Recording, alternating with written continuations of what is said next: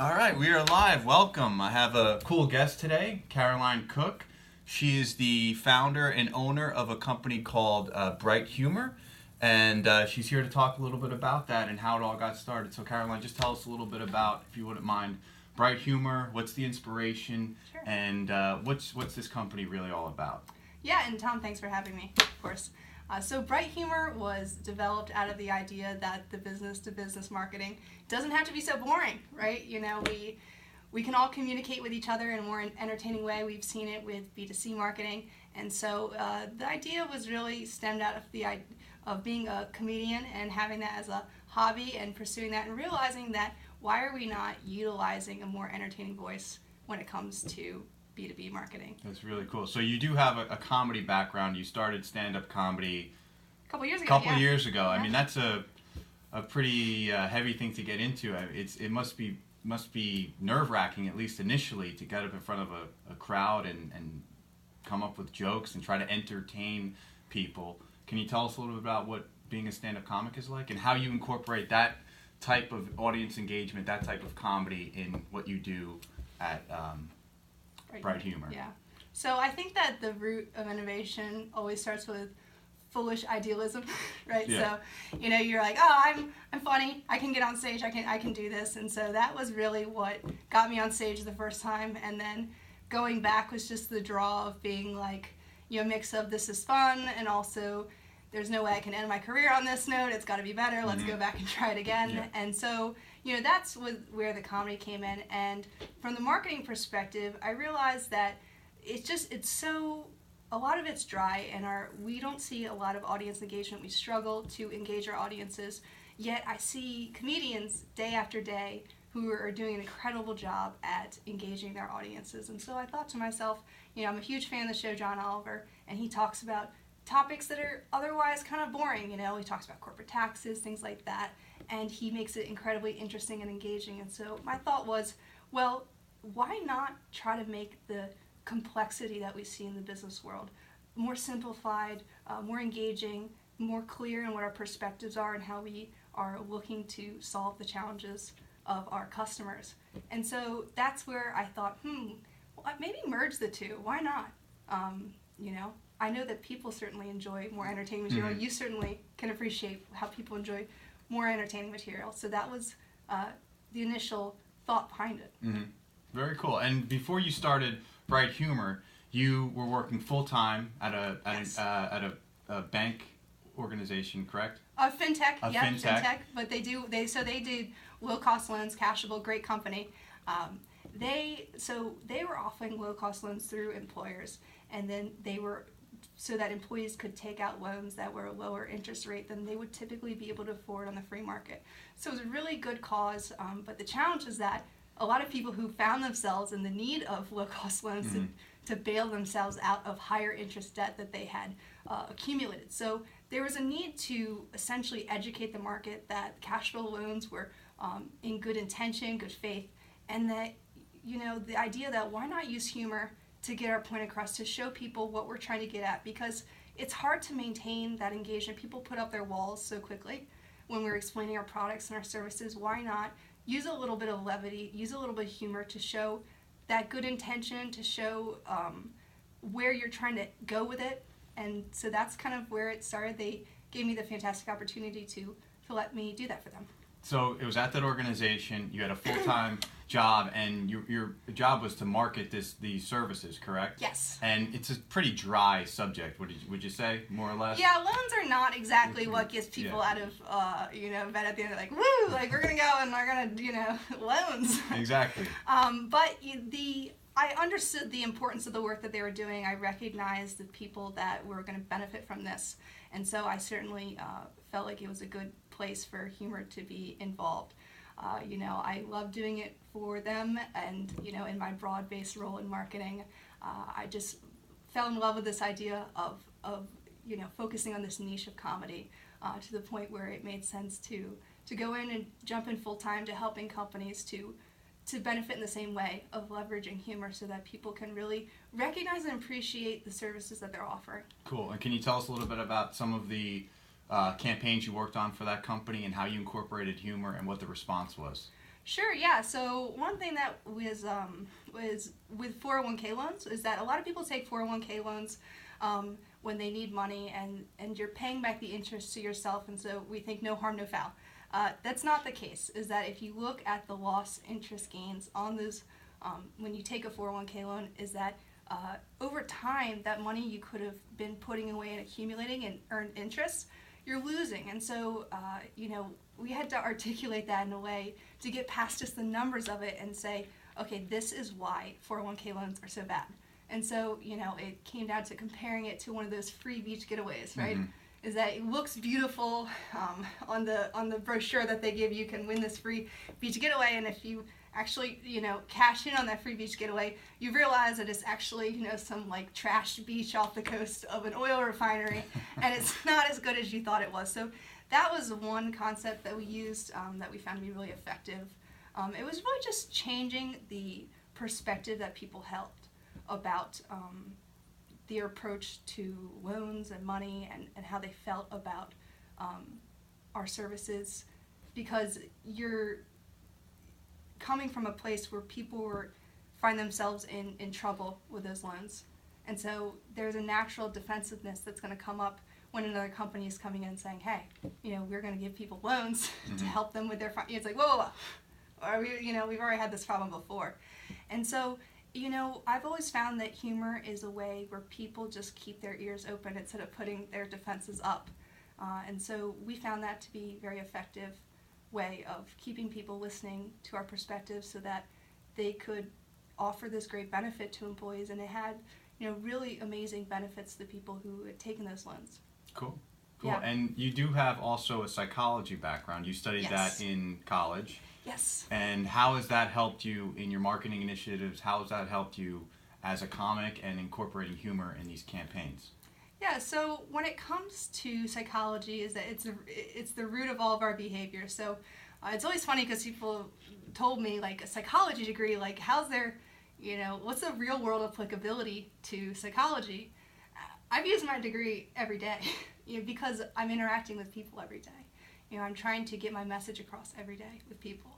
And so psychology and having an understanding of what fundamentally drives human behavior allows you to then position yourself and position your brands, position your products and services in a way that they're most likely to be received well by the community, by the people you're interested in serving. So it's helpful to understand that what's driving behavior, because if you don't understand that, then you're never going to really be able to connect with somebody long enough to ever persuade them into buying your services, or not as much persuade as offer a perspective that you can help them in a way that they are currently not being served. Very cool. Very cool. Yeah. And we live in a really interesting time from a technological standpoint, from a marketing standpoint. You're on the ground floor. You know what's going on in advertising and branding.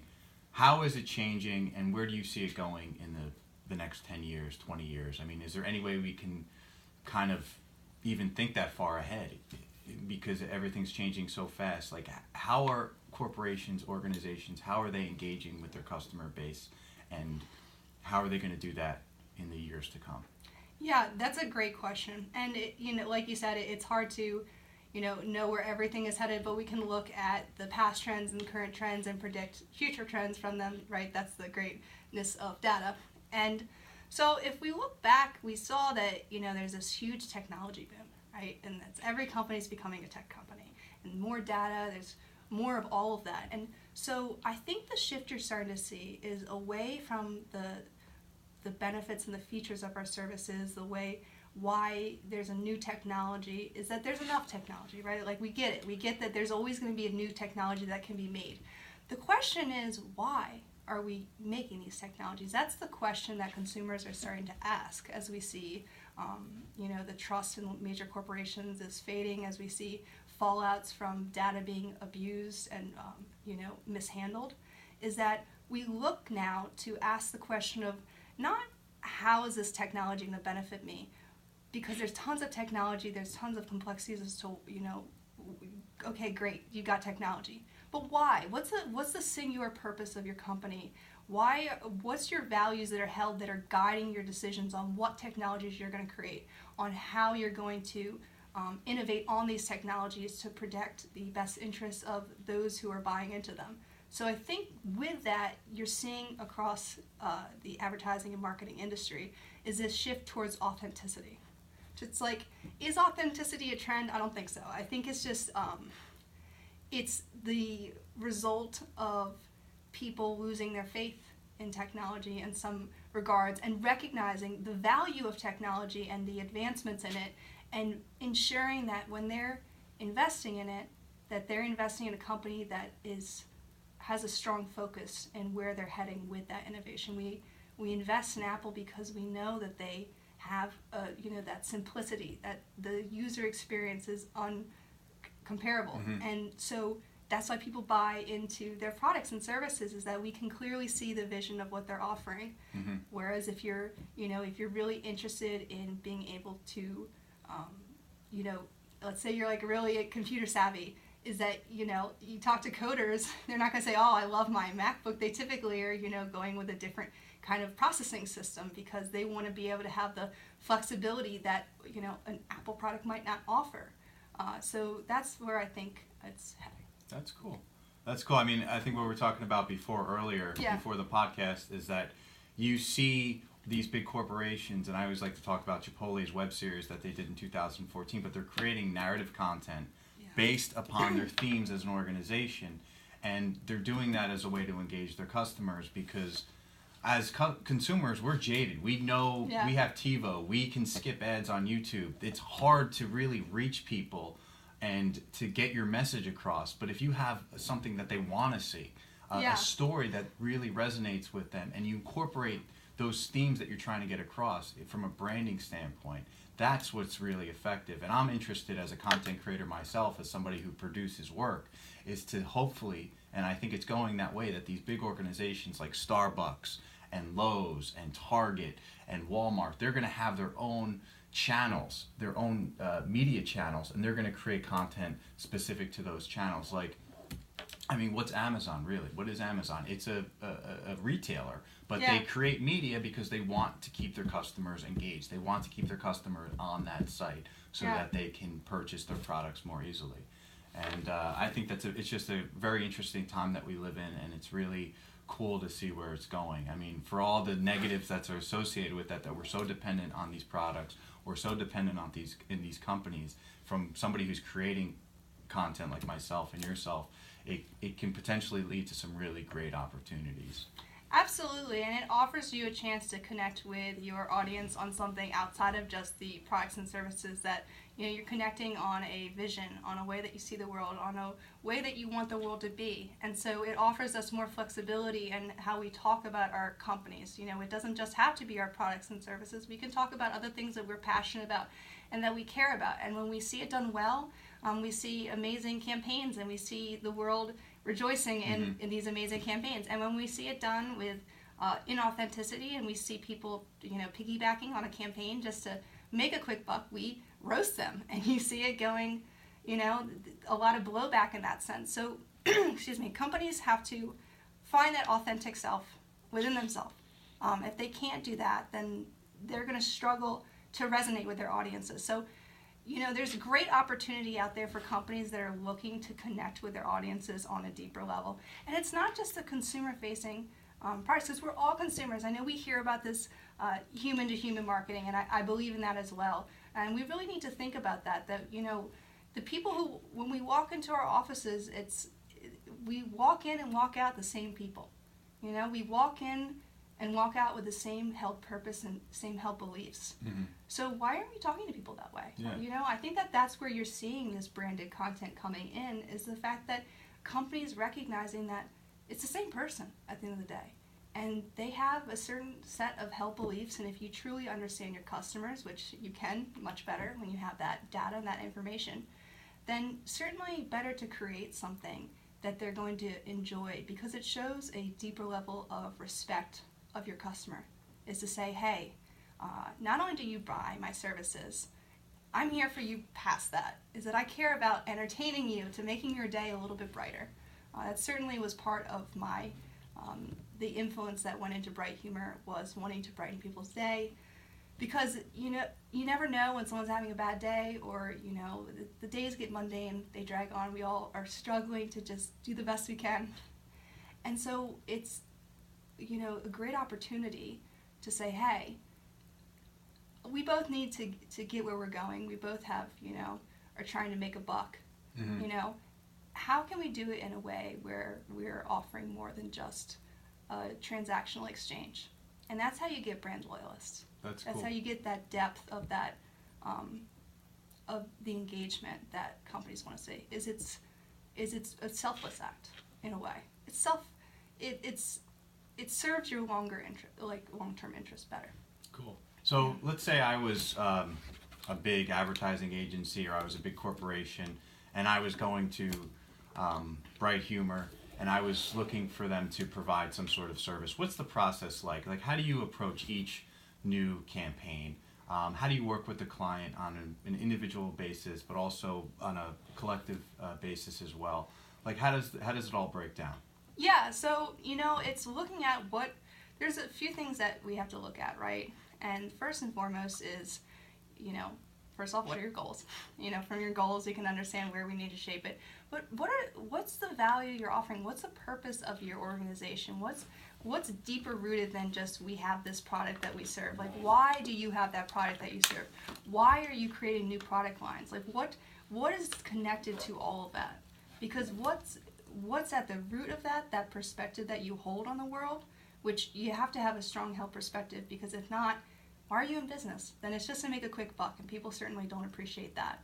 With Cashable, it wasn't just about offering loans, and sure, they could, there was benefits for them in the organization to offering loans, and the way that they did. But the founders had a much deeper rooted sense, and as well as everyone who works there, has a much deeper rooted sense as to the purpose of why they're there, is that it's to help people who couldn't get that, low cost credit otherwise. And so, companies that are looking to, big or small, wherever they are in the stage of their life cycle, is we're going to look at what is a perspective you hold on this world that you believe to be your truest perspectives, and how does that connect to your customer? And from there, we're going to look at that points where you can connect with them on a deep emotional level. And we're going to use humor, because humor is engaging and it's reinforcing. It's a way of giving your customers something that's just going to make their day a little bit brighter. And so when I work with companies, the goal is to first find out, right, it comes down to, right, your value proposition. And sometimes do they even not even know that sometimes? Like, sometimes they don't even understand who they really are as a company and organization. Or they've lost track. It's easy that, management changes hands, and it's not the original founder who, had that fire in their soul to get the company going. You have new people, you've got new products that, the company has maybe innovated over years. Or you have, founders who are focused on their product too much that they've kind of lost track of that mission and that purpose, or the mission and purpose that they put together is not really as aligned as they thought they were. So sometimes they lose sense of who our most authentic self is. So helping companies to get there first is going to drive everything else, because you have to hold a perspective and hold it true. And you have to be willing to say, love or hate me, this is a perspective that our company holds, and if you either buy into it or you don't. Because if you are wishy-washy, you're too objective, you're constantly, worried about offending somebody, obviously we seek not to offend, but we do have to recognize that not everyone's going to be a customer of ours. Not everyone's going to share our same belief. And if you're trying to make everyone love you, no one's going to care about you because you're not authentic. Authentic people hold a vision of the world that they simply will not let the haters change. No, that's very true, and that's a new model. That's a different model than it was a couple of generations ago, where I think big corporations were trying to appeal to everyone. Where you look at McDonald's and Coca-Cola, it was just like, our product is for everyone, and they were making very generic campaigns to that regard. But today, because we live in such a transparent society, like we were talking about before, there's no more secrets, that they have to find out who they are, and they have to be genuine with their customers, because their customers are going to know whether or not they're being truthful in those initiatives and it's only to their best interest to understand who they are and to make sure that their value proposition is solid and that's consistent, because if they pander to different segments to just get that quick buck, no one's going to appreciate that. Yeah, and it comes down to, when you can back yourself behind a certain belief and the people at your organization can stand behind that belief. And that's why you see such passion in small startups, and that's why startups are certainly a great client of mine to work with, is because they're closest to the fire, right? The company has just been born. They're still in that growth stage where they really, really hold true to their mission. And that's not to say that larger corporations aren't. Larger corporations are amazing, and they're great to look at as guidance. We were talking earlier about Netflix and Apple and these amazing companies that utilize data, and they do it in a really authentic way, so that it really benefits the end user. And I mean, certainly you can look at any big company and come up with reasons to dislike their way of operating. But as long as you're holding true to your values, and recognizing the values that connect you to your customers, that's going to drive more customers, and that's how you're going to scale. And the messages, we focus on the targeting of, with personalization, we focus on, getting that niche messaging to each and every, person as though it's an individualized conversation. And that's important too, but we have to be able to have a more broader message. I think that's where, with comedy, is that I don't know who my audience is when I get to perform at a club. I perform a lot of times in Times Square, and I've got tourists, I've got locals, I've got people from all over the world who are there, all age brackets. And so that's the challenge that comes with comedy, is you don't get that hyper personalization. There's no one gives me a sheet ahead of time saying who's in the crowd tonight. Mm-hmm. I have to find what connects with us as humans, and if not the shared experience, that shared emotion. That shared emotion, that shared understanding of what it's like. It comes from a place of empathy, really, is where it comes down to. So as we look to be more empathetic to our customers and to the people we serve, we'll find that they can better resonate with our services. Cool. So, not to put you on the spot, but let's say there's what's a campaign, or what's a company that you really feel your company, Bright Humor, would be a great benefit to? Like, you feel like that you can use your skill set and transform this company and make a campaign that's really going to resonate with a wide audience, but still stay whole to the truth and value of that organization, that maybe this company is just missing out on what humor can do to effectively engage their audience. Is there anything that maybe hits you or comes to mind that you could talk about, or that you feel like Bright Humor could help in a certain respect? Oh boy, companies that's a tough, that is on the spot, because there's a lot of companies out there, so it's hard to say that.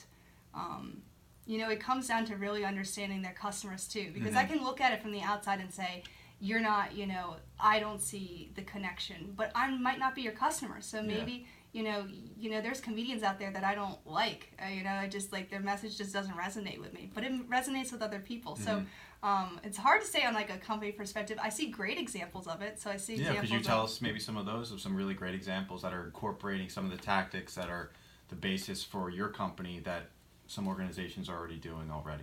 Yeah, so there's one example of not humor but emotion, and that's really at the root of it, which humor is just playing on emotions in a way that evokes laugh. It's at the end of it, it's an emotional tie. And that's the point of the humor, and I think a lot of people don't understand that. At least I didn't at first. Is that you're using humor as a means to an end, and the end is evoking emotion. And you don't necessarily think about humor. Sometimes you think about it as just like a slapstick, like the Geico. You don't have a humor affiliated with it. But where your company's coming from, which I think is so unique, is that it's humor to evoke emotion.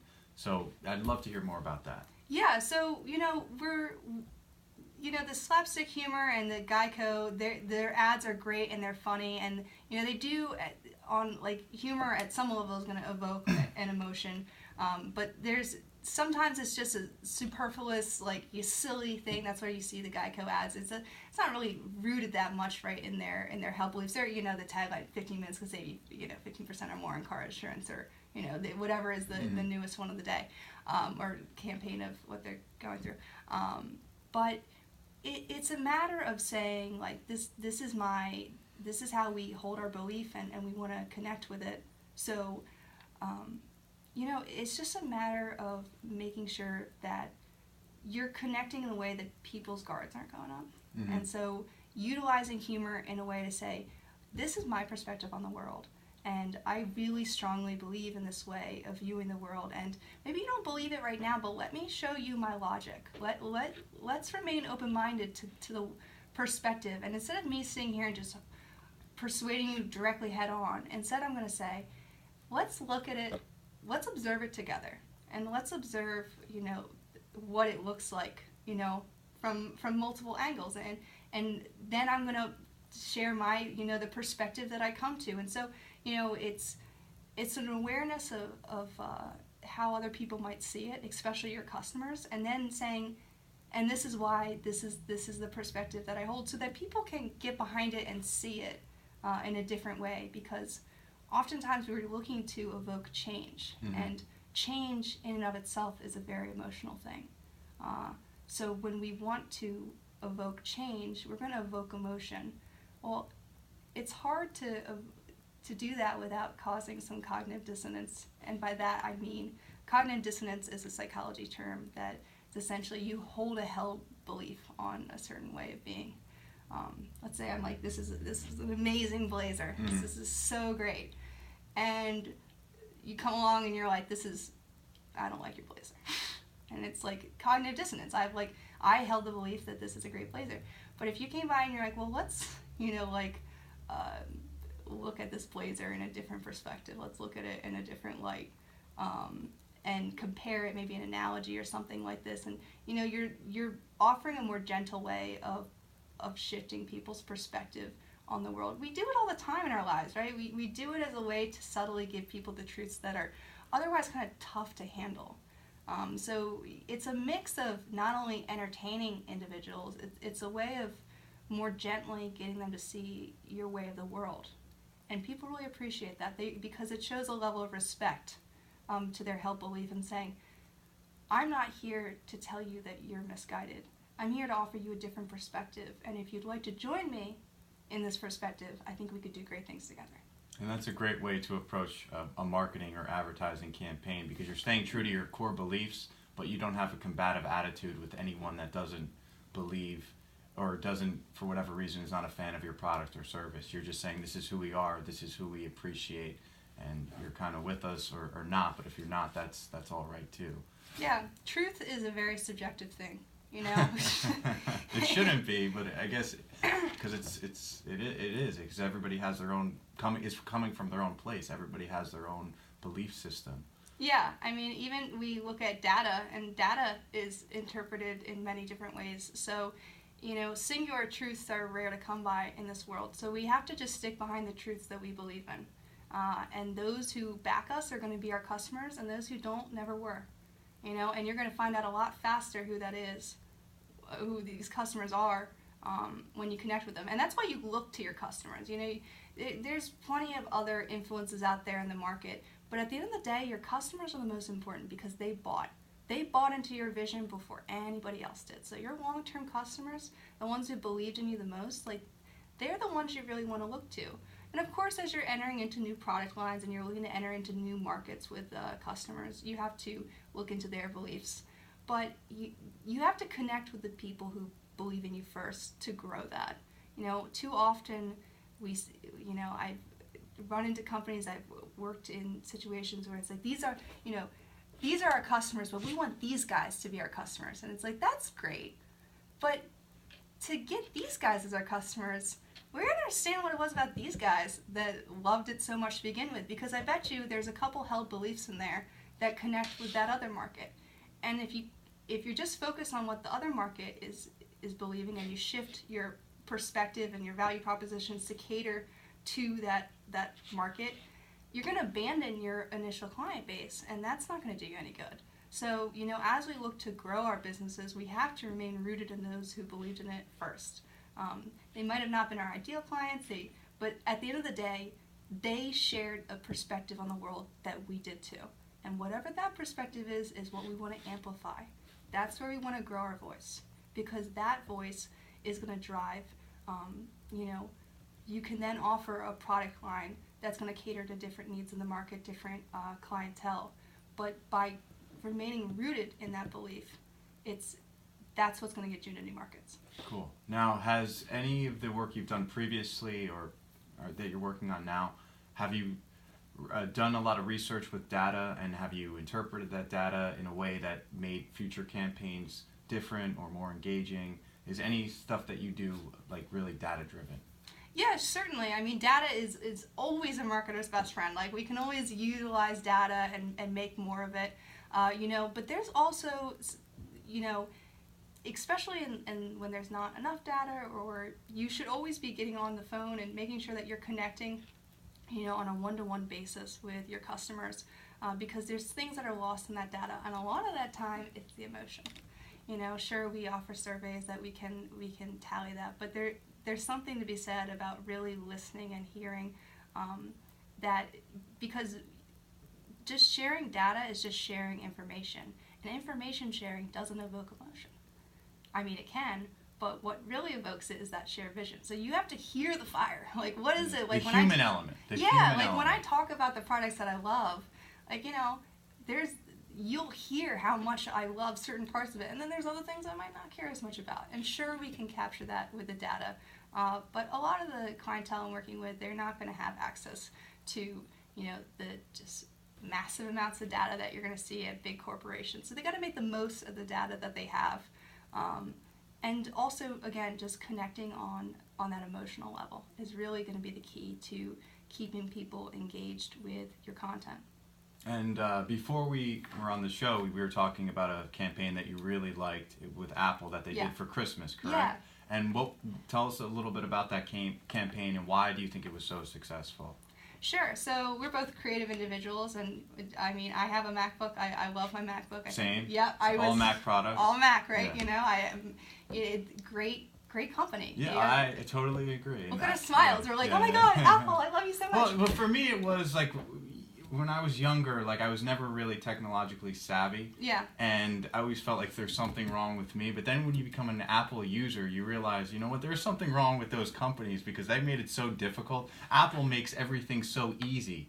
And that's what I like about it. It's so convenient and it's so easy. Like, you really don't have to be that technologically savvy to be an expert at these products. And that's what really made me a fan, is because it's so user friendly. Yeah. And it's still so complex, but it's just so user friendly that anyone can do it. It's not about figuring out like how to put things together. It's about figuring out like how you can use your own perspective to make something creative. Whether we're talking about the editing software, the Photoshop software, or any of that stuff. You don't have to worry about the technical aspects. You can focus more on your own personal aspect to make something really great, which I totally appreciate and love. Yeah, and I might even be misquoting when I say that it was Steve Jobs that said that, the key to innovation, it's not what you add, it's what you don't add, right? That's the hardest part about the simplicity. We can add a gazillion things, mm-hmm. and to try to meet the needs. It's making sure that we're adding stuff that's truly of value to our customers. We're really focusing on the areas of innovation that matter, and that's what you see at big companies, right? Is they're doing great jobs of making innovation simple, and then you see the ones that aren't doing so great. You look at a lot of times and they've got a gazillion product services. You can't find that shared vision. And I loved the Christmas campaign that Apple did, Share Your Gifts, because it really connected a lot of the creative field loves. I mean, consumers love Apple for, broad strokes outside of just the creative aspect of it, but the creative community certainly loves Apple products. And for sure, yeah. It's just like raging fans of this course, product. Of course, yeah. And so their ad of looking at this, young girl who's trying to write her thoughts down and trying to figure out what she wants to put out in the world, and that nervousness. And I think that when you're a creative individual, there is that vulnerability that you can't detach yourself from when you are creating work, and you don't know how people are going to perceive your work. Are they going to resonate with it? Are you getting your message across in the way you're looking for? And there's that fear of saying, okay, world, here it is. And they perfectly encapsulate the emotion of that creative process. And I think that just deeply connects with the individuals they're clearly trying to connect with, which were the creative folks. And it's not just the creative folks, right? Like, the great thing about that campaign is it's anybody who's experienced having to be vulnerable in the world can appreciate what it feels like to put your message out in the world and to have people come back and say, that's great, that's amazing. Yeah. I see it 100%. I think if more companies for people that don't know, it's a young girl's writing her thoughts down on paper. Yeah. And then she's taking those pieces of paper and she's throwing them out a window, and then people on the street are opening them up and reading them and are really impacted by what she wrote down. So the wind takes the papers. Okay. So she's like kind of going the creative process, and everyone who tries to come by is like, oh, what are you working on? She shuts the notebook. She's closed off. She's guards up. She doesn't want people to see her true work because she's afraid to share it. And we can all appreciate that with the creative process. Is sometimes you hold on to something too long because it's not ready, and it's just really the fear of letting it go and letting it be seen by the world.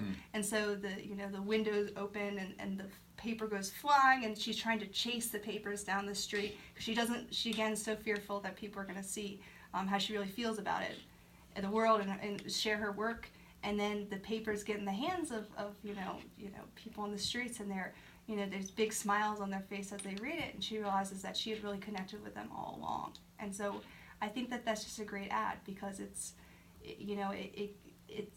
helps us to recognize the value in pushing past that fear and to really sharing with the world how we view it and what we have to offer. I think is more of it. Sometimes we're afraid to stand behind what our truest versions of ourselves are, what our truest offering is. I know myself, deciding to quit an awesome job and go and pursue my own dreams it's not easy, right? It's not an easy decision. It's certainly not an easy process of going through it. It's you fear what others are going to say. That's a dumb idea. Why would you do that? Why are you going to give up something of certainty to go pursue something else?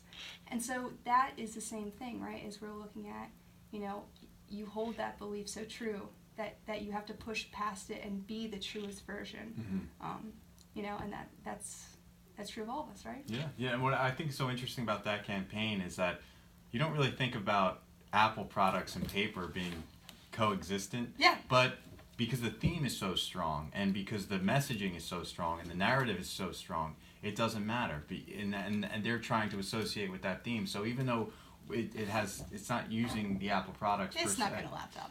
What? They snuck in a laptop. They snuck in a laptop, but they're putting you just don't associate paper with anything relating to Apple, and that's the heart of that campaign. But because the branding is so strong and the thematic elements of that campaign is so strong, that it relates, and that's what you remember, and that's why you like it. And Apple has done that continuously since, obviously, the big 1984 campaign with the sledgehammer, and then in 1997 with the heroes and the rebels. I mean, they're so great in their products, but also in the way that they portray themselves to their public, and it's so genuine, it's so authentic, it's no nonsense, it's none of the salesy tactics from the earlier generations. It's like, this is who we are, this is who we stand for, these are our products, and we're going to make sure that those products reach our customers, and we're going to do everything for our customer base. Yeah, and you bring up a great point with the evolution of the of Apple, is that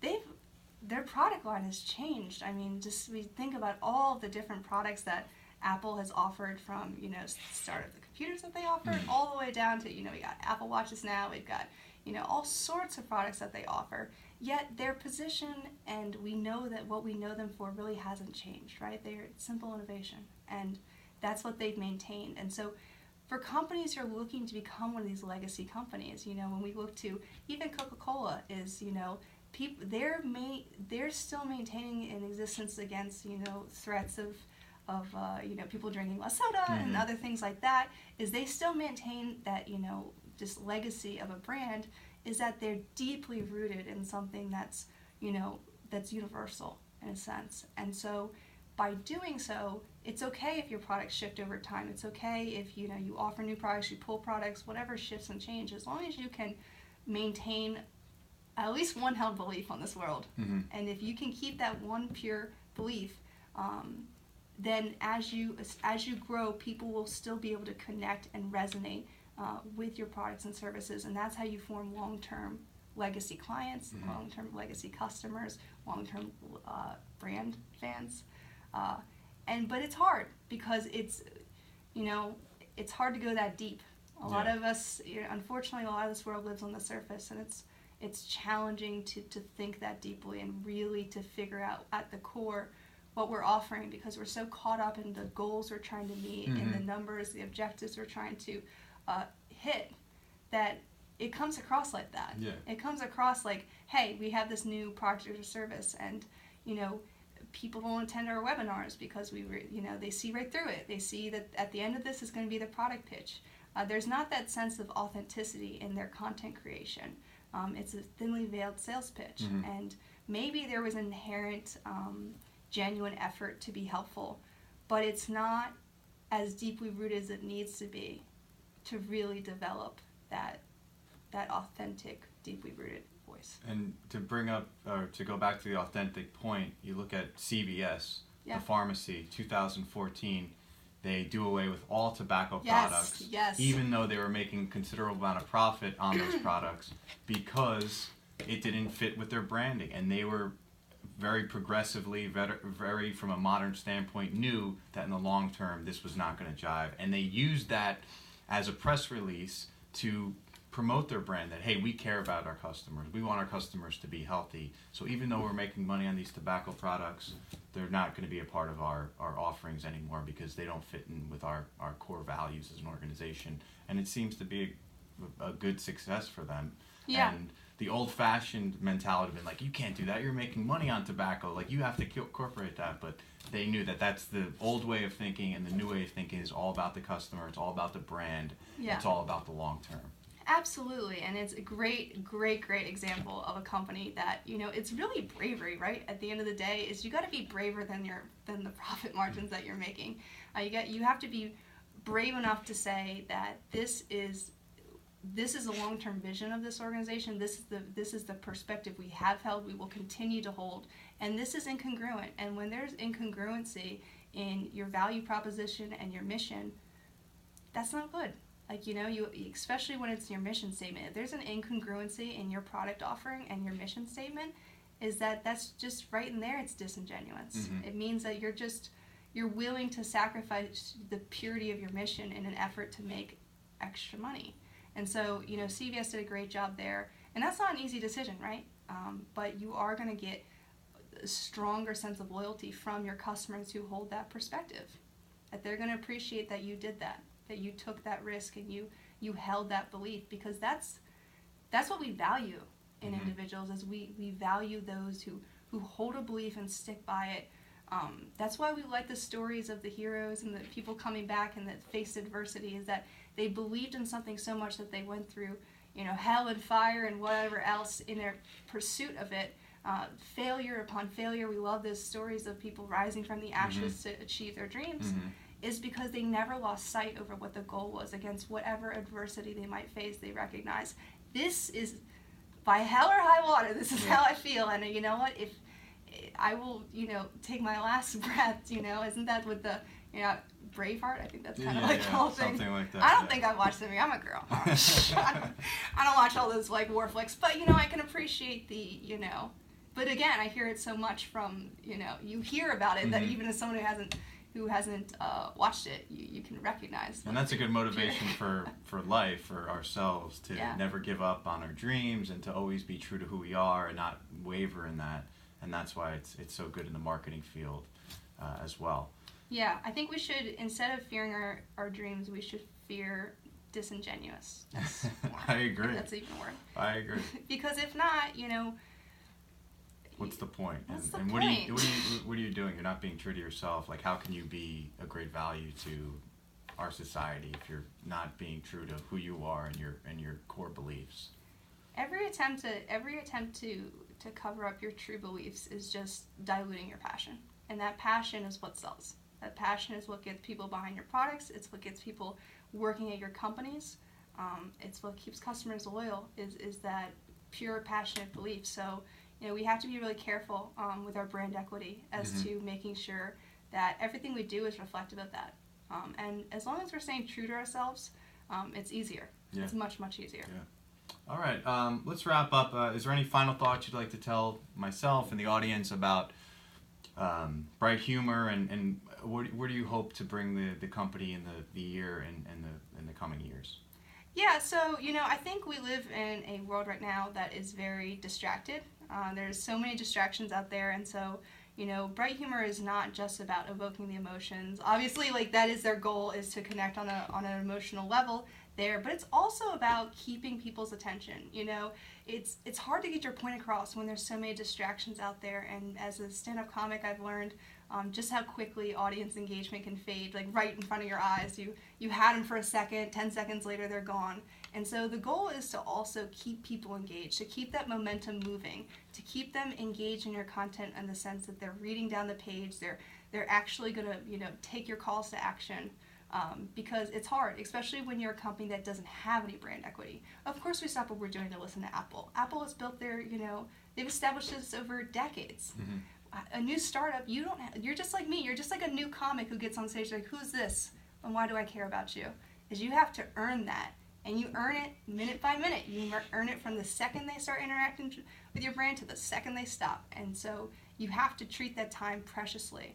And humor is, I think we talked about this earlier, is one of the most effective ways to psychologically reinforce people, is that this idea of variable ratio reinforcement, which is similar to slot machines, is that it's a matter of your readers don't know when the next joke is coming. They don't know how much it's going to make them laugh.